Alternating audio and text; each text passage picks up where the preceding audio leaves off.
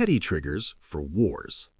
A soldier grips his rifle, his hands sweaty. In just a few moments, he was going to go into battle to face the most dangerous of human endeavors. He comforts himself knowing that he's fighting for a good cause, for homeland, for his comrades, and because of a pig. What the exact reasons countries go to war is complex, with years of resentment building up until something sets the conflict in motion.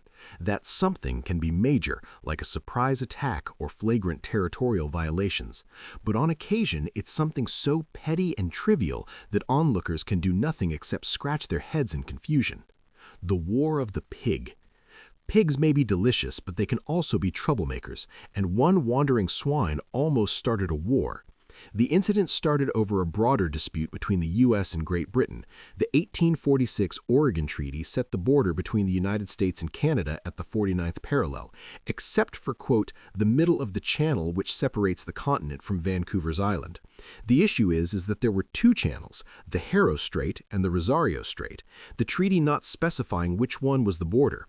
In between the waterways were the San Juan Islands, an archipelago which both sides claimed as their territory. Both American and British settlers began colonizing the islands, with the British Hudson Bay Company setting up salmon fishing operations and a sheep farm on San Juan Island, and about 30 or so American settlers arriving shortly after. Both sides considered the others to be illegal squatters on their lands. Things came to a head in 1859 when a pig owned by Hudson Bay Company employee Charles Griffin began rooting around the farm of American Thomas Cutler. This wasn't the first time this had happened, and fed up with the pig's antics, Cut shot it. Griffin found out and confronted him over the loss of his animal.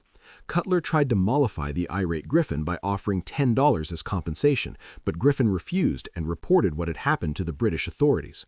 When threatened with arrest by a foreign power, Cutler sought protection from the local American military garrison.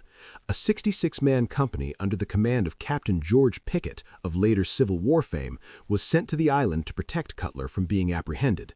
In response, the British governor sent word to 3 Royal Navy warships operating in the area, who arrived as a show of force. The Americans refused to back down, and soon a buildup of military forces began, with both sides preparing for war over a pig. Over the next month, more forces would arrive on both sides, with the British sending 5 warships and around 1,000 men, with the Americans sending around 400 men and 8 cannons, digging fortifications to repel the inevitable attack. This ever-growing tension was finally eased with the arrival of British Rear Admiral Robert Baines, who managed to convince everyone that it would be foolish for 2 major world powers to go to war over a pig. After some negotiations, both sides agreed to limit the number of soldiers on the island and to control it jointly until a permanent solution could be reached. In 1872, Kaiser Wilhelm I of Germany helped negotiate a new treaty that established the islands as American territory, where they remain to this day. It is still unknown if Griffin ever received compensation for his pig. However, the War of the Bucket. Buckets are useful things, able to haul water, be used as storage, or any number of other tasks, but was it worth fighting over? For some medieval Italians, the answer was yes. The foundation for the conflict began 2 centuries before the war with the reign of Frederick Barbarossa, the Holy Roman Emperor based in what is now Germany. He and the Pope disagreed on the extent of imperial and papal authority, causing Frederick to invade Italy. Against a number of pro-papal city-states, Italy was divided between 2 factions, the Guelphs, who backed the Pope, and the Ghibellines, who supported the Emperor. It's much more complex than this, but this general state of affairs lasted well into the 14th century.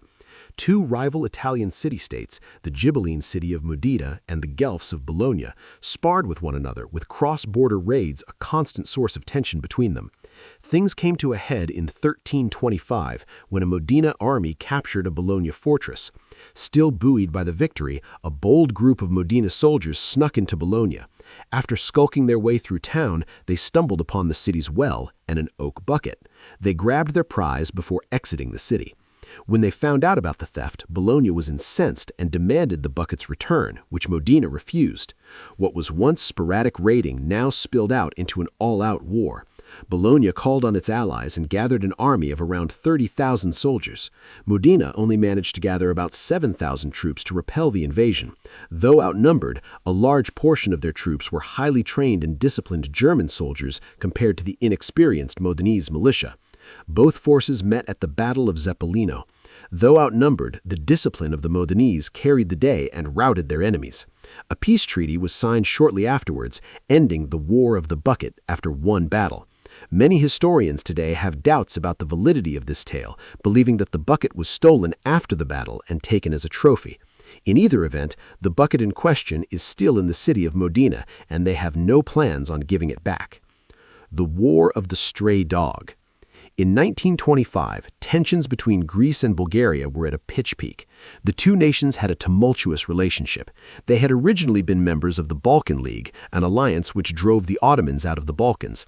This changed after a territorial dispute after the conflict, which was exacerbated by Bulgaria and Greece fighting on opposite sides in the First World War. Over the years, there were numerous border skirmishes between the two nations. On October 18th or 19th at Petric, a Bulgarian border town along the Chimir-Kapo Pass, Greek and Bulgarian soldiers nervously eyed one another when something unexpected happened. A dog owned by a Greek soldier ran across the border. No one knows why the dog did this, perhaps poor treatment by his master, maybe he was a political defector. Well, in spite of the tense geopolitical climate, a soldier ran across the border. Seeing a Greek soldier run across the border, the Bulgarian guards opened fire, killing him. The Greeks returned fire and a general fight broke out. This exchange of gunfire led to a diplomatic crisis in which the Bulgarians urged calm, believing that the incident was a misunderstanding. The Greeks saw things differently, claiming that the Bulgarians had entered Greek territory and killed the sentry at his post and demanded reparations and punishment for those responsible. Bulgaria refused, and the Greeks sent a force of soldiers to occupy Petric and other nearby villages. In the brief conflict that followed, about 120 Greek and about 60 Bulgarian soldiers became casualties, as well as 50 or so Bulgarian civilians, though the exact numbers are disputed. At this point, the League of Nations stepped in and demanded a cessation of hostilities. Greece was forced to pay reparations for their invasion and compelled to leave Bulgarian territory, ending the brief conflict. To this day, no one knows what happened to the dog that started it all. Serbian bottle incident. By the mid-1980s, Yugoslavia was being torn apart at the seams. Nationalist sentiment and resentment of their neighbors was on the rise among Yugoslavia's constituent republics. In May of 1985, Georgi Martinovic, a farmer from Kosovo, was admitted to the local hospital with a broken glass bottle wedged in his rectum. He initially claimed that he was attacked by two Albanian-speaking men while he was working in his fields. A colonel from the Yugoslavian People's Army interrogated Martinovic, who then confessed that the bottle was inserted by himself for personal reasons.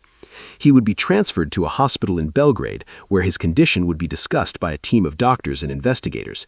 There was a debate as to whether or not it was possible for Martinovic to perform the act on his own, since the bottle was inserted wide base first, with many concluding that this was not possible alone, and that others must have been involved, though others maintained that it was possible with some effort. In the end, the investigators didn't pursue the matter further, and the case was dropped. The public, however, had a different reaction. The matter was discussed endlessly in the Serbian parliament, and TV broadcasts reported continual coverage of every sordid detail they could find. Martinovic's case was latched onto by the ever-growing Serbian nationalist movement. The tale of assault by Albanian nationals drove Serbians into a frenzy of ethnic hatred, with some blaming a local Albanian family for the attack as an attempt to acquire Martinovic's land. Media outlets compared Albanians to the Ottomans, referencing the Ottoman execution method of impalement.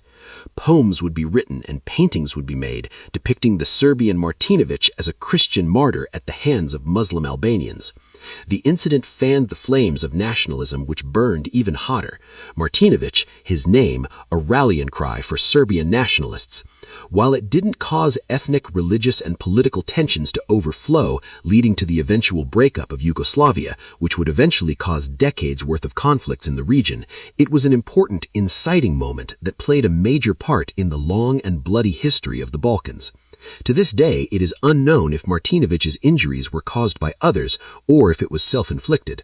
Georgi Martinovic would pass away in 2000, taking with him the truth about what happened.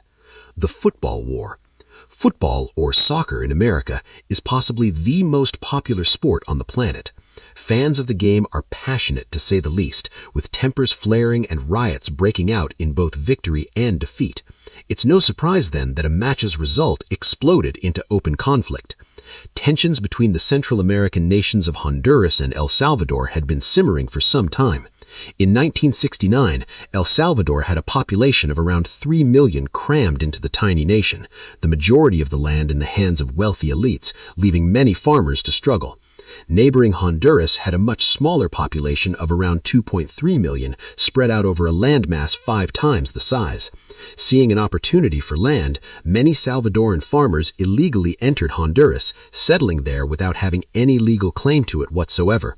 This angered lower-class Hondurans who wanted the land for themselves and felt wedged out by the interlopers. There was also a land dispute between the two nations over islands in the Pacific Ocean. The Honduran government began a crackdown on the farmers, and anti-Salvadoran sentiment ran red hot in Honduras, with football matches being the center of the conflict. During the